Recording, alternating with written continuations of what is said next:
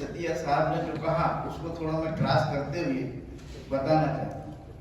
Actually में ये जो आपने कहा वो बहुत ही अच्छी बात है, लेकिन उसका एक पार्ट आदमी की जो जीवन की आकांक्षाएं होती हैं, आदमी का जो अनुसरण होता है, उसके जीवन के दूसरे पार्ट से शुरू होता है। हम सुरैया साहब के आदर्शों को जानने के बाद लोगों की अपेक्षाएं और कार्य करने के तरीके बढ़ जाते हैं।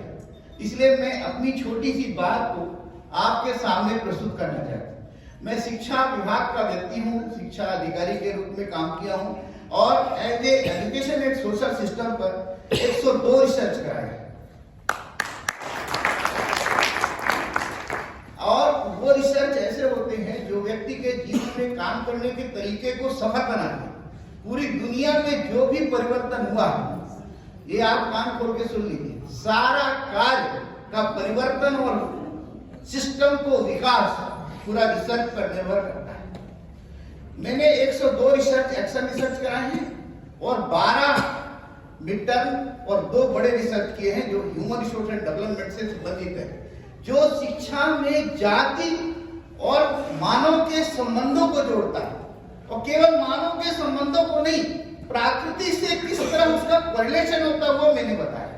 वो शासन को, और उस समय रिसर्च किया जिस समय जिसके पीड़ित आप हैं।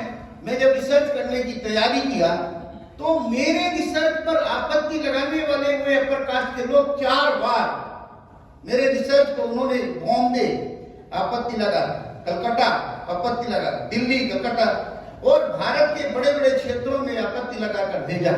उसको मैंने पूरा किया, कहा कि नहीं आप डरो नहीं, मैं हूं ना था। मेरे काम से मेरी इच्छा जागृत हुई और मैं करता था। 1980 से जब मैं एजुकेशन विभाग में आया, जिसके लिए आप तड़प रहे हैं, हमारा काम केवल संगठन बनाना और उसके बैनर लेके चलना नहीं है, उसकी निहायत जरूरतों तक पहुंचना, अंतिम पायदान के व्यक्ति को जिन विद्यालयों में मैंने काम किया वहां के विद्यार्थियों के साथ बैठा, चपरासियों के साथ बैठा, उनकी आवश्यकताओं को देखा, एजुकेशन की क्या जरूरत है। बहुत बड़े बड़े अफसर बन गए, लेकिन एक दुख है, एक छोटा सा पीड़ा यहाँ पर बताते जाता हूँ। जिस आरक्षण को 1993 में घोषणा हुई, आरक्षण के हम लोगों के जमाने में आरक्षण नहीं था। जिस आरक्षण के तहत IAS, IPS और PSC के लोग आते हैं, राज्य के अधिकारी बनते हैं, वो आपको मदद करना नहीं चाहते। वर्तमान में एक दुखद समस्या है। और दूसरा रोड़ा है जातिगत लालच, जातिगत मोह। ये अभी हमारे जाति का कोई समस्या होती ना, 10,000 लोग आते हैं, लेकिन जब हम पिछड़े वर्ग की बात करते हैं तो लोग नहीं आते। मैं उसमें लगातार संघर्ष करता रहा और आज भी करता हूं। प्रदेश की और मध्य प्रदेश की और जिलों की जो समस्याएं होती हैं, आए दिन रेप, आए दिन अपमान, आए दिन पिछड़ों के साथ, दुनिया के महिलाओं के साथ अपमान, उसका मैं ज्ञापन तैयार करके, मेमोरेंडम तैयार करके उसको विधिवत भेजता हूँ और राष्ट्रपति और राज्यपाल तक भेजता हूँ। उसमें सफलता कितनी मिलेगी, हो सकता है मैं शहीद हो जाऊं, लेकिन फिर भी सफलता के लिए लगातार प्रयास करता हूँ। आज भी मैं अंबेडकर साहब की, माता सावित्रीबाई फुले की, ज्योतिबा फुले की और तमाम सारे ऐसे लोगों की जो हमारे समाज के पुरोधा थे, उनकी जयंतियां मनाने का काम करता हूं। पिछले वर्ष सिंगरौली मध्य प्रदेश का, जहां लगभग 10,000 लोग उपस्थित थे, वहां मैंने सर के जो मसौदा है 9वीं अनुसूची में कैसे जाए, उसको मैंने वाचन किया और यहां तक कि बीजेपी के विधायकों ने खड़े होकर समर्थन किया।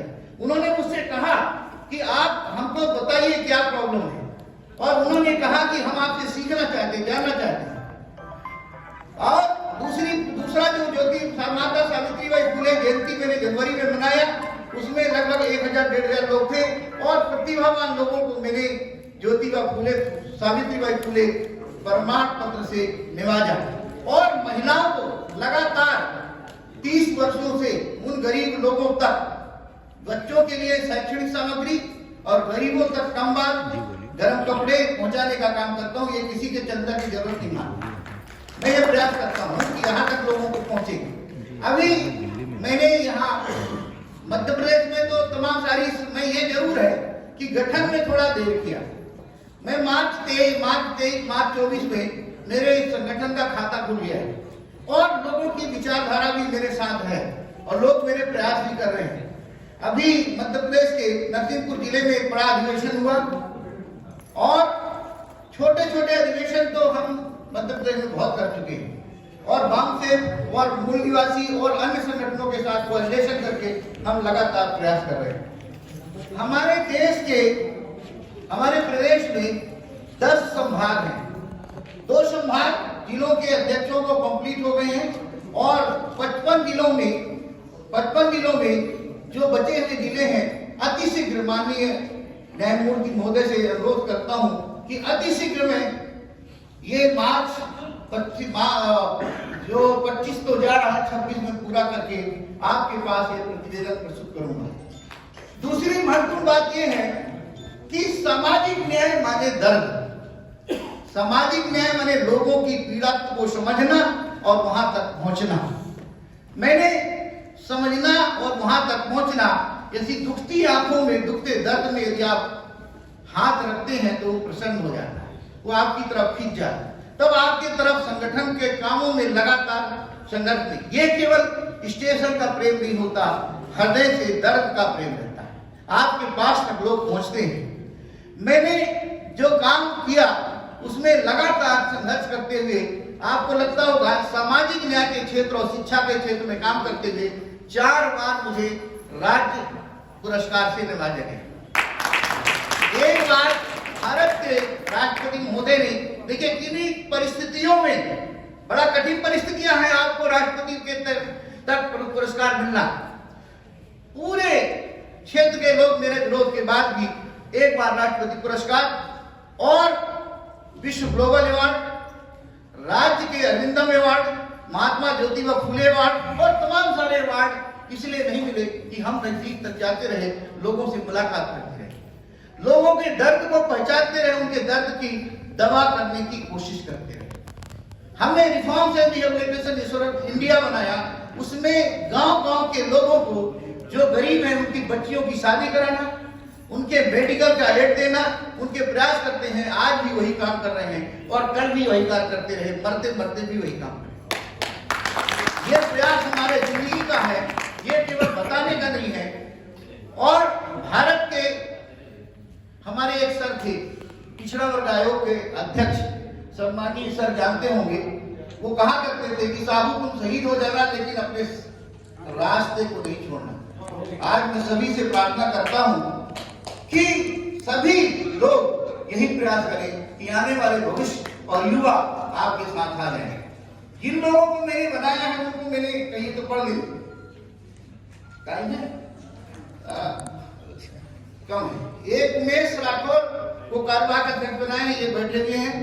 कैलाश सूर्यवंशी को कार्यवाहक अध्यक्ष बनाया है और एक आर.के. साहू, जगदीश सिंह यादव बहुत ही सक्रिय हैं, बहुत अच्छे हैं, और इसके पी साहू, बसंत विश्वकर्मा, राघवेंद्र सिंह राजपूत, एन.के. साहू, विनोद साहू और जिलों में कपिल कुशवाहा को संभागीय अध्यक्ष हेडो, ओंकार सिंह, सुरेंद्र प्रसाद साहू, आर.के. विश्वकर्मा, विवेक प्रजापति, राजेंद्र प्रसाद साहू, राजकुमार पालेवाल, राधेश्याम साहू, एल.बी. कुशवाहा और doctor Radheshyam, R C. Vishwakarma, Sukendra Singh, Motilal Kushwaha, L B. Kushwaha, Radhika Prasad Jaiswal और सुनील, शायद आए होंगे, सुनील को सुना है, आर.एस. पटेल, उमेश कुमार गुलानी और मोहनलाल साहू और विनोद साहू। इसके अतिरिक्त अन्य तमाम सारे जिलों में अति शीघ्र मार्च 26 तक मैं ये पूरा काम कर लूंगा और संभवतः